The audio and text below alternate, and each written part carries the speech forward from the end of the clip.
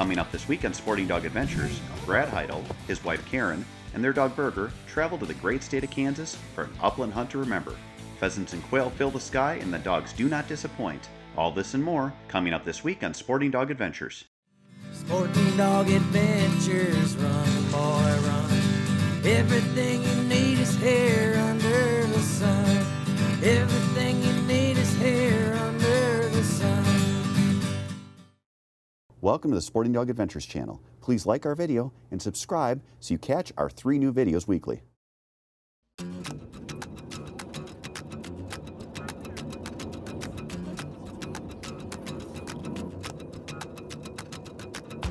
This week on Sporting Dog Adventures, we're off to the great state of Kansas. We sent Brad, Karen, and their dog Burger to go on a wonderful rooster adventure. Burger. There you go, baby. You? We're getting serious today. All right, the crew we got today is we got little Burger here. She's a soggy dog. She's about a 1.5 years female. And then we've got Karen here. She's about a 43-year-old female. Looks like we've got 4 dogs on the ground right now. We got 3 labs and a Springer. Name's Moray. I think she's 3 years old. And this is probably her 3rd pheasant hunt. Typically quail hunter, but she's a good dog. She'll find them up, guarantee that.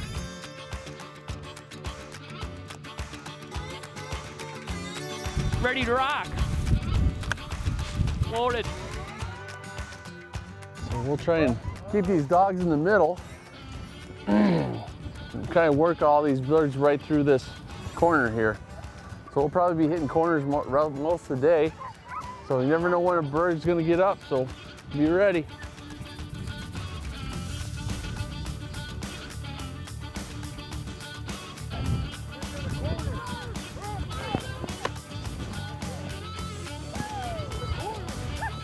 Bird down.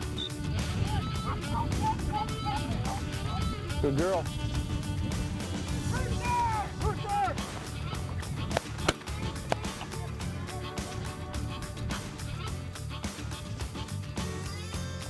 It's so fun to see them when they get like that. Hen, hen. We don't want to shoot hens today. It'd be nice to see some quail, that'd be pretty cool.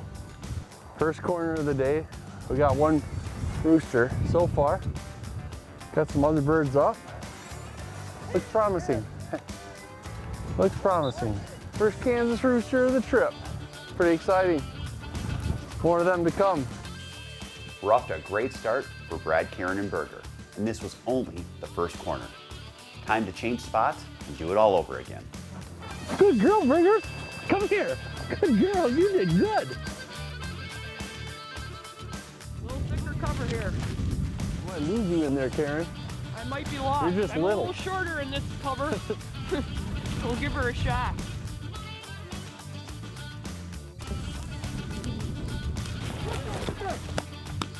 Nice. There's a lot of really cool things about late season hunting. The crops are out. The birds are far more concentrated than earlier in the year, which provides some really neat hunting like this. And you're also going to find fewer hunters in the field. Less competition, birds are concentrated, makes for a really good hunt. We're going to get back after it and get a couple more.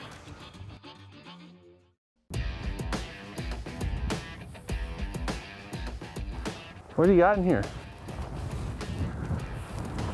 Whatever it is, it's gone, girl. Look at her, she's just intent.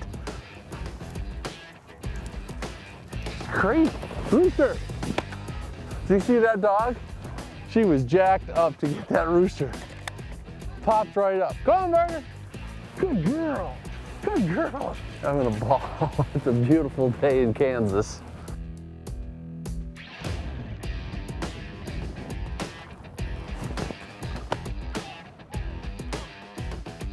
Touch it up, dead bird. Atta girl. Atta girl. You're such a good girl. Come on, Burger. Hold. Give. Good girl. Dog did awesome on that bird again. Got out and did a real neat retrieve. Good day. Back to more high-flying adventures. Come on, Burger.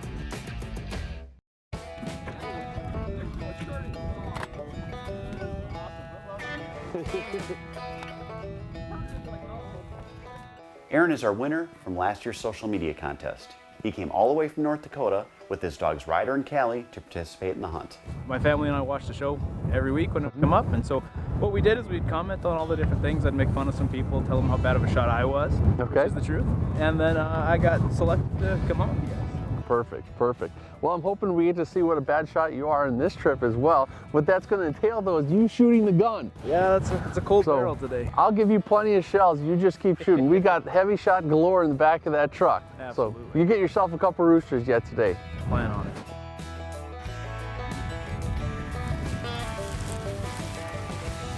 Rooster! Rooster!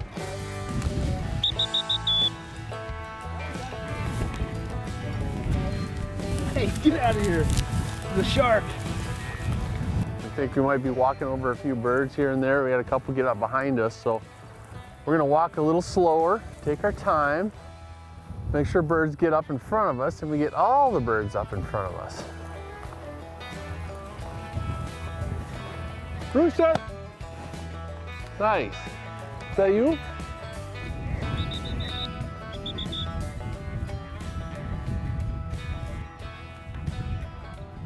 You're on fire. I think we turned him. Thank you. Kill him. Yeah, girl.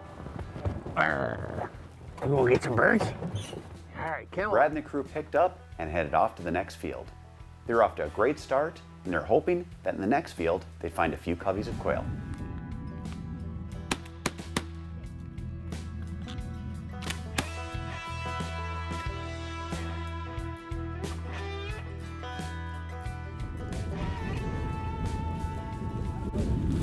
Quail!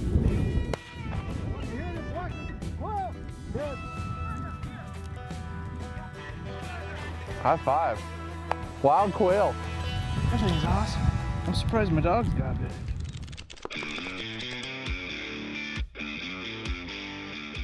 This is Sagi Acres Red Baron, also known as Ace. Now, we bought Ace from Brad Arrington. Brad has been a good friend for several years, and he told me he had a dog that we needed to add to our kennel, and we were out looking, and we bought Ace from Brad. Brad's going to be running him. Brad, tell me a little bit about Ace. Ace was doing some great stuff for us, so I figured that he would be perfect for you and perfect for the show. So we've been putting him in the hunting environments and the competition environments, and it appears from the way that he's going to be able to be successful in both. Welcome to this week's training tip. This week we're out at Milford Hills Hunt Club in my home state of Wisconsin. It's quite cold. Brad Arrington's from South Georgia. He's really excited. We are going to take you out, and we're going to take our new dog that we purchased, Ace, on an upland hunt. Now, Brad, Ace has never been upland hunting before. So I've done training tips in the past on teaching quartering. What is the secret to getting a dog like Ace out and getting him quartering and getting him on birds in a hunting environment? What we like to do for the quartering part of it is you do need multiple guys. You need some bird boys to help you out. So we'll walk like you're walking down a football field.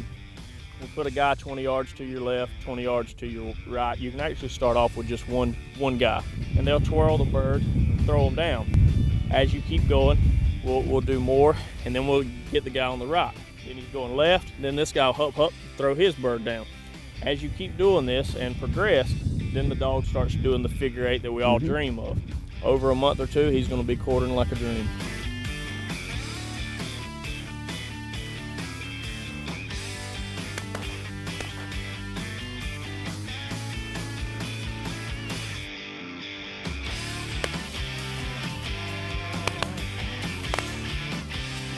Where is Ace headed? I think sky's the limit. As far as you and the show and his demeanor, I think he's going to be perfect for that. He's a well-rounded dog. I think he can do anything, and I think he's definitely going to achieve a lot of things in the competitive world as well. Stay tuned for more high-flying adventures after this.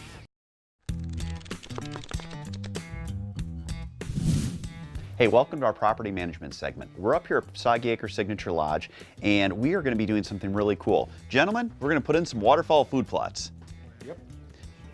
One of the first items that I'd like to talk about is the wild rice. That we'll be planting in areas of 6 inches of water to not more than 2 feet. So now with the wild rice, how do we plant it? Do we just broadcast it? Does it sink? Yeah, mainly to just broadcast it, and it'll sink to the bottom. And then sometimes in the spring, if we're doing it, we'll take a branch or a rake and just lightly rake the bottom of hair a little bit just to get it in the water, in the mud a little bit.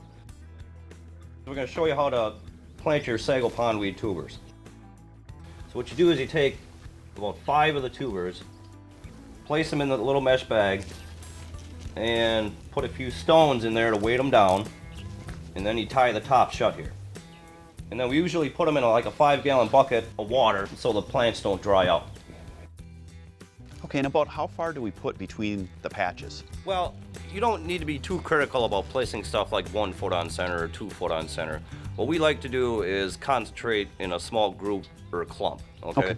And so we'll place, 2 or 3 in a small area and then move over several feet and then plant another small group or clump. Okay, so just a few feet and kind of keep on going, and then you keep them all together and... Yes. Okay, excellent.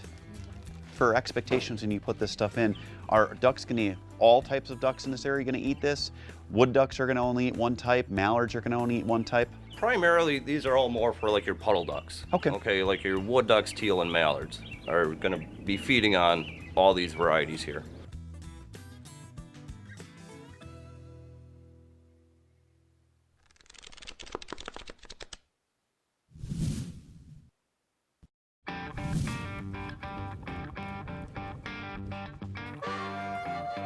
Here, we got a pile of dogs out there right now.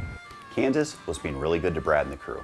They got a few roosters, a couple of bonus quail, and they were hopeful that the afternoon would be just as productive. All things considered, we had a 13-hour straight through the night drive. I'm feeling pretty good. This fresh air, getting out after some roosters, keeps you wide awake. Guarantee you though, about 7 o'clock tonight, I'll be ready to hit the hay.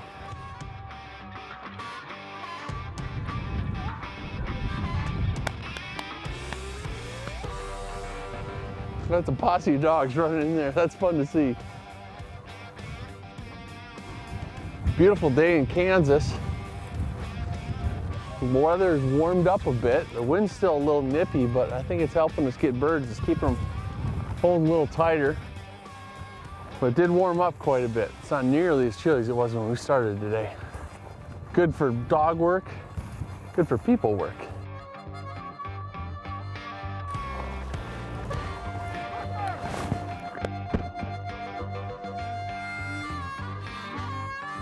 Aaron, your dog's doing a good job bringing those birds back.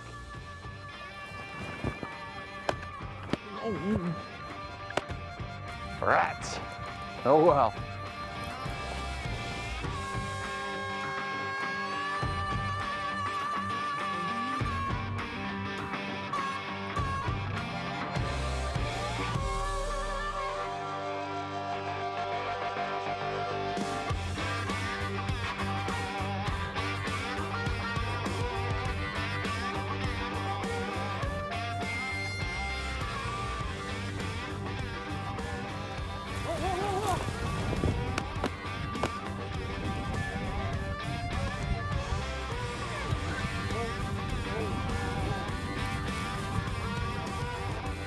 You go, Burger.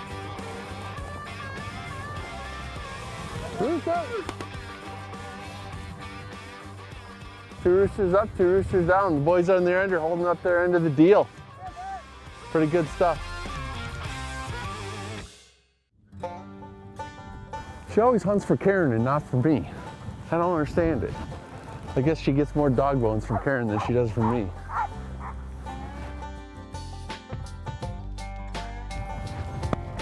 Quail. Oh, I wish I was over there. That was a nice covey of wild bobwhite quail here in Kansas. That's the cool thing about hunting in Kansas. You never know what might get up. Prairie chickens, pheasants, wild bobwhite quail. It's pretty cool. They've actually had a banner year for quail here in Kansas as well as in Oklahoma. Has a lot to do with weather, but also has to do with habitat as well. They're seeing some really good covering numbers right now, the last 2 years in a row here. And it's actually drawing people to Kansas to actually come and hunt because they know they're going to be able to get a mixed bag. You got an opportunity at a bobwhite quail, and the seasons run late, and the birds are plentiful. Stay tuned for more high-flying adventures.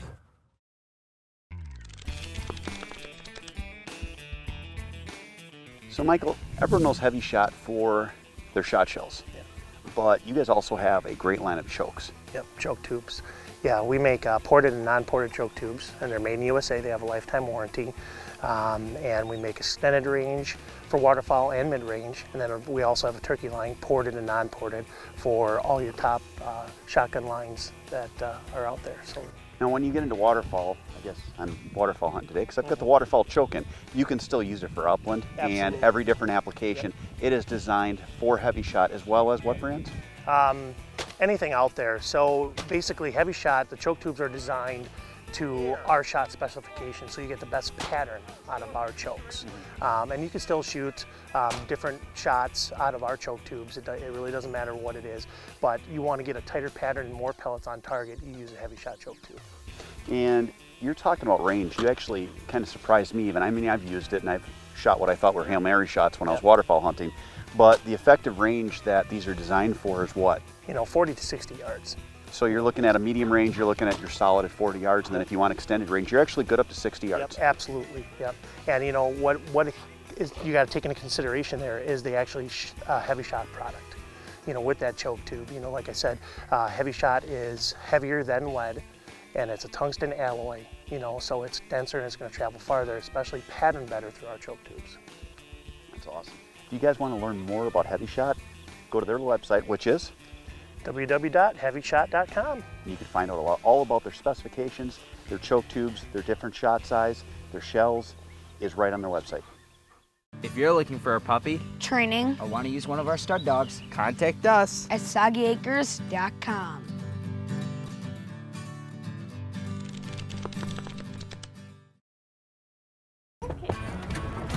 Here's your friend.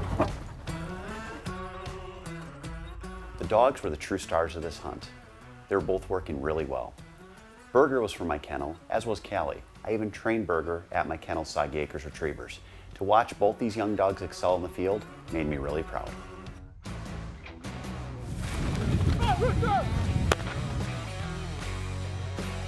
Got that one.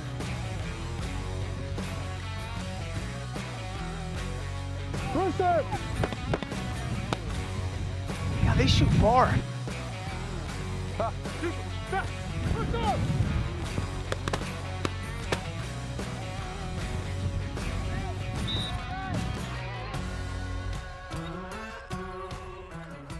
So what we got out here is a 2-year-old English setter named Wild Bill. This dog has never hunted pheasants before. It's very excited. So we're gonna look to see what happens here. Should be interesting.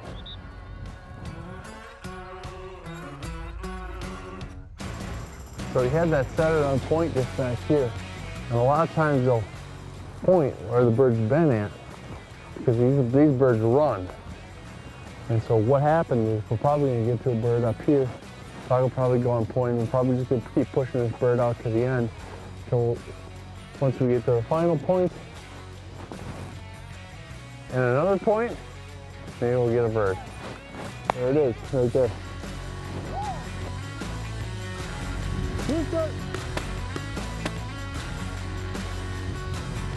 Here, Ryder. Good boy. Good boy. Good boy.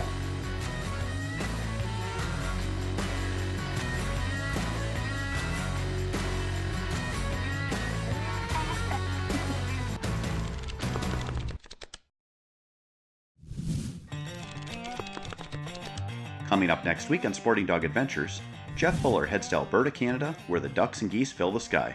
The dogs do not disappoint in the field as the birds rain down. All this and more coming up next week on Sporting Dog Adventures.